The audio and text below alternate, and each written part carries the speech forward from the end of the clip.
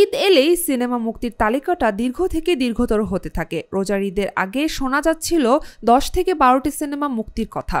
ব্যতিক্রম হচ্ছে না কোরবানির ঈদেও। এবার শোনা যাচ্ছে 10-এর বেশি সিনেমা নিয়ে আসছেন প্রযোজক পরিচালকরা। কিন্তু শেষ পর্যন্ত রোজার ঈদের মতোই হবে কিনা সেটা সময় বলে দিবে। এখন পর্যন্ত মুক্তির তালিকায় আছে 10টি সিনেমা। বরবাদের পর শাকিব খান হাজির হচ্ছেন তাণ্ডব নিয়ে। এটি নির্মাণ করেছেন পরিচালক রায়হান রাফি।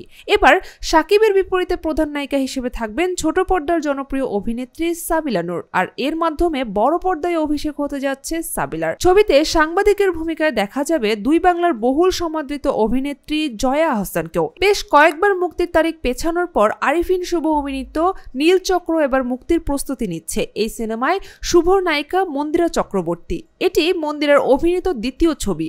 কাজল রেখায় তার প্রথম কাজ দেখিয়ে তিনি দর্শকদের হৃদয়ে জায়গা করে নিয়েছেন। এই ছবির মাধ্যমে বড় পর্দায় অভিনয় যাত্রা শুরু করলেন সঙ্গীত শিল্পী বালাম। ছোট পর্দার দর্শক নন্দিত অভিনেত্রী তাসনিয়া ফারিনের নতুন সিনেমার নাম ইনসাফ। ওয়েব চলচ্চিত্রের বাইরে বাংলাদেশে এটি ফারিনের দ্বিতীয় ছবি। এর আগে 2024 সালে তার অভিনীত প্রথম বাংলাদেশি সিনেমা ফাতিমা মুক্তি পায়। ইনসাফের মধ্য দিয়ে প্রথমবারের মতো তিনি ফর্মুলা ছবির নায়িকার ভূমিকায় অবতীর্ণ হচ্ছেন। এখানে তার বিপরীতে রয়েছেন শরীফুল রাজ। আর খলনায়কের ভূমিকায় দেখা যাবে শক্তিমান অভিনেতা মোশাররফ করিমকে।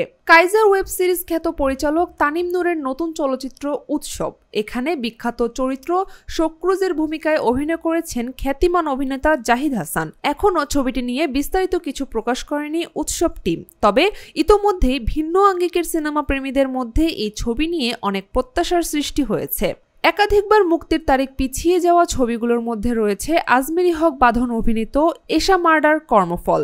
ব্ল্যাক ওয়ার ও মিশন এক্সট্রিম খ্যাত এই পরিচালক নিজে একজন পুলিশ কর্মকর্তা। আর তার মুভিগুলোতেও প্রধান ভূমিকায় থাকে কোনো না কোনো পুলিশ চরিত্র।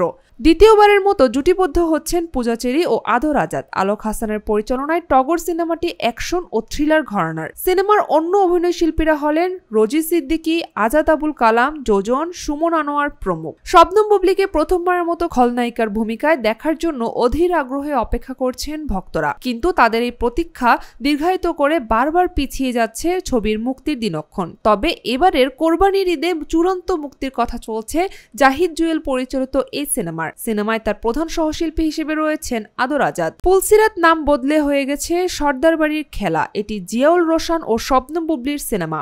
তথ্য মন্ত্রণালয়ের চলচ্চিত্র শাখার আপত্তির মুখে পুলসিরাত সিনেমার নতুন নাম রাখা হয় সর্দার বাড়ির খেলা। ভাইয়ারে সিনেমাকে পাপমুক্ত ও হালাল সিনেমা দাবি করে আলোচনায় উঠে আসা অভিনেতা রাসেল মিয়া ঈদুল আজহায় মুক্তি পাচ্ছে তার অভিনীত নতুন সিনেমা। এর নাম দিয়েছেন তিনি গোয়ার। এরই মধ্যে সিনেমাটির পোস্টার অবমুক্ত হয়েছে সোশ্যাল মিডিয়ায়। শোবিজ তারকাদের ক্রিকেট টুর্নামেন্টের ফাইনালে ফার্স্ট লুক পোস্টার প্রকাশ করে ঈদে মুক্তির ঘোষণা দেওয়া হয়েছে নাদান সিনেমার। পুলিশ আর পাহাড়ি ডাকাতের গল্পকে উপজীব্য করে তৈরি হয়েছে নাদানের গল্প।